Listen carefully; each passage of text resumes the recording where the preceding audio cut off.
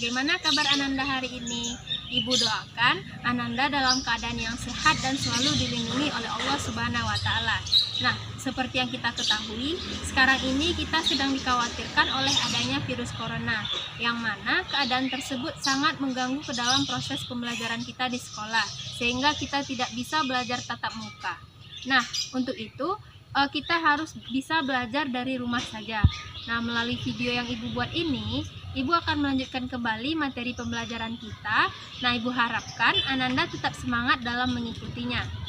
Sebelum memulai pembelajaran, kita harus ketahui dulu apa itu kompetensi dasar dari materi kita.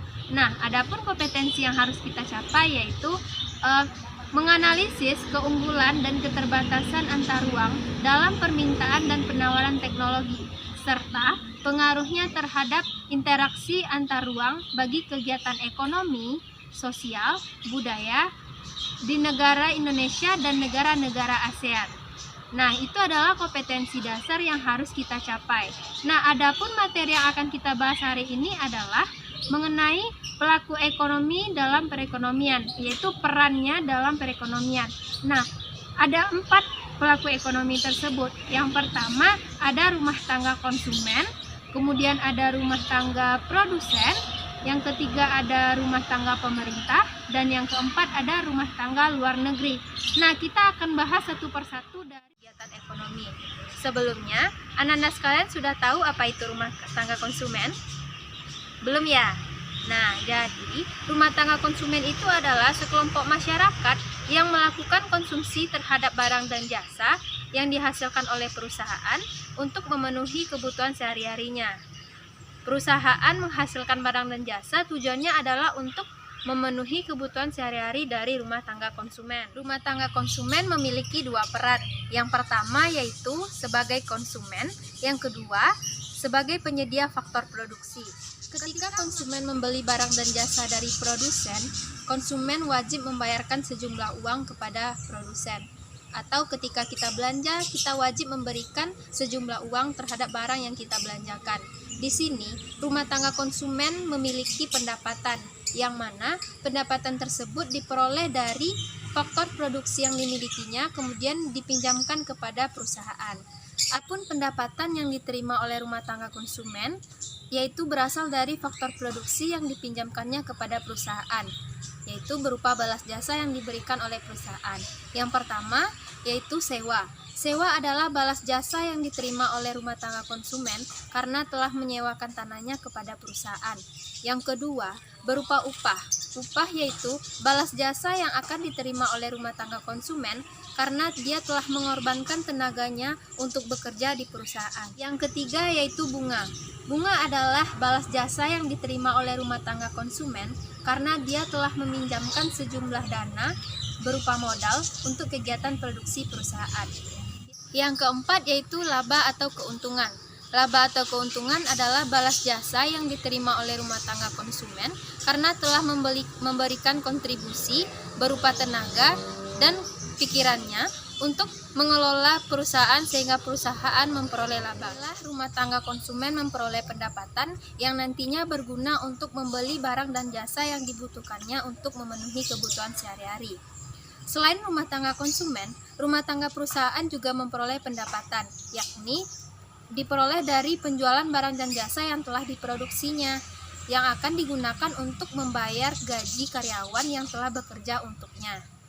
Di sini dapat kita lihat telah terjadi interaksi antara rumah tangga konsumen dengan rumah tangga perusahaan sehingga terjadinya aliran arus uang atau arus barang dan jasa. Seperti yang sudah kita ketahui tadi, bahwa rumah tangga konsumen memiliki 2 peran. Yang pertama sebagai konsumen.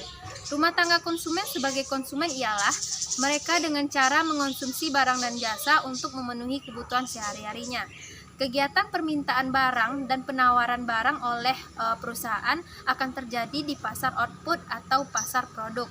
Nah, adapun pasar output atau pasar produk ini berupa minimarket, pasar tradisional, kemudian lembaga belajar dan sebagainya. Di sana akan terjadi proses penawaran barang dan jasa oleh perusahaan serta permintaan oleh rumah tangga konsumen. Kedua, rumah tangga konsumen memiliki peran sebagai penyedia faktor produksi, yakni terjadi di pasar input atau pasar tenaga kerja.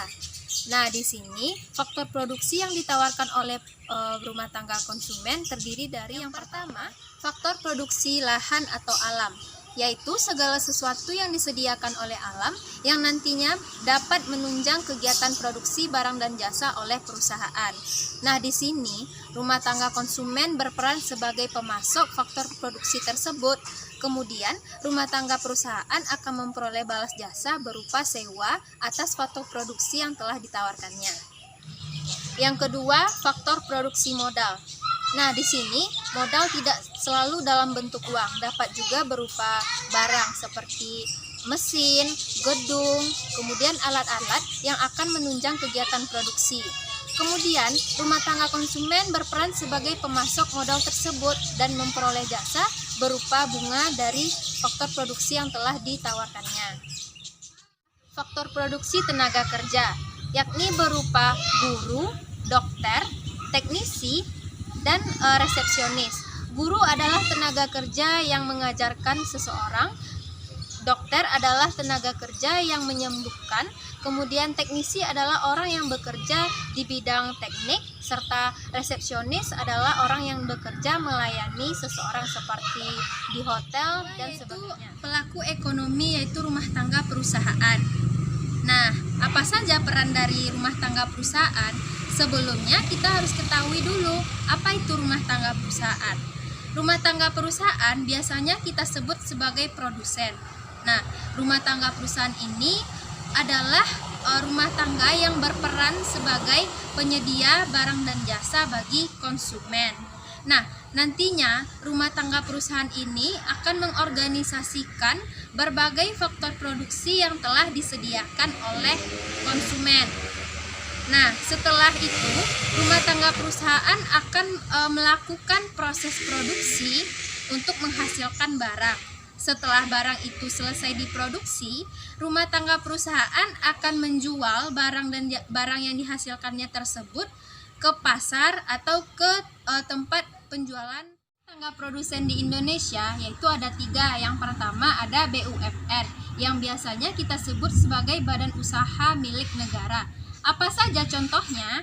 Yang pertama itu ada Pertamina, kemudian ada PT Jasara Harja, ada PLN, PT KAI, kemudian ada PT Kimia Farma, dan masih banyak yang lainnya. Selain BUMN, ada juga yang namanya BUMS. Apa itu BUMS? Nah, BUMS adalah badan usaha milik swasta. Contohnya yaitu PT Jarum, kemudian ada PT Freeport, kemudian ada PT Excel Aksiata, dan masih banyak yang lainnya. Nah, yang ketiga itu ada koperasi. Nah, di sini kita ketahui bahwa rumah tangga perusahaan dia berperan sebagai produsen dan juga sebagai pengguna faktor produksi. Peran dari rumah tangga produsen ini ada 2. Yang pertama, dia sebagai penghasil atau produsen barang dan jasa yang nanti digunakan untuk memenuhi kebutuhan konsumen. Yang kedua, rumah tangga perusahaan ini berperan sebagai pengguna faktor produksi yang disediakan oleh rumah tangga konsumen. Hubungan antara rumah tangga produsen dengan rumah tangga konsumen dapat kita lihat pada gambar berikut ini. Nah, Ibu akan menjelaskan apa saja poin-poin dari gambar ini. Nah, gambar ini merupakan salah satu bentuk pelaku ekonomi 2 sektor. Nah, pada 2 panah bagian atas itu menjelaskan hubungan antara rumah tangga produsen dengan rumah tangga konsumen yang terjadi di pasar output atau pasar produk. Nah, di mana rumah tangga perusahaan atau rumah tangga produsen ini menyediakan atau memberikan barang dan jasa kepada konsumen. Nantinya rumah tangga konsumen akan membayarkan sejumlah uang kepada rumah tangga perusahaan. Nah, ada yang kedua yaitu pada bagian bawah, yaitu 2 panah bagian bawah menjelaskan hubungan antara rumah tangga perusahaan dengan rumah tangga konsumen di pasar input atau pasar faktor produksi.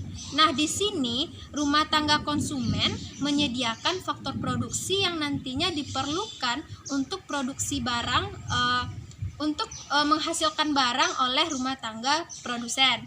Kemudian bentuk balas jasanya nanti rumah tangga produsen akan memberikan gaji atau upah kepada faktor produksi yang telah disediakan oleh rumah tangga konsumen. Ekonomi yang ketiga yaitu rumah tangga pemerintah. Rumah tangga pemerintah ini memiliki 3 peran. Nah, yang pertama yaitu sebagai pengatur atau regulator perekonomian negara. Perlu kita ketahui bahwa perekonomian suatu negara itu harus diatur sedemikian rupa agar dapat mensejahterakan rakyat secara adil dan merata. Misalnya seperti di Indonesia. Indonesia memiliki banyak penduduk yang mana tersebar di berbagai pulau. Nah, tentu perekonomian Indonesia itu harus diatur sedemikian rupa agar perekonomian itu dapat tersebar secara adil dan merata. Pun aturan yang dibuat oleh pemerintah yang pertama yaitu pemberian subsidi. Nah, pemerintah memberikan subsidi kepada perusahaan dalam negeri agar mampu dengan produk luar negeri. Yang kedua yaitu menentukan besarnya pajak. Nah, menentukan besarnya pajak ini yaitu pemerintah akan memungut pajak yang lebih tinggi kepada orang kaya. Nah, kepada orang miskin, pemerintah akan memungut pajak yang lebih rendah. Bahkan terhadap orang yang lebih miskin, pemerintah tidak akan memungut pajak atau malahan akan diberikan subsidi.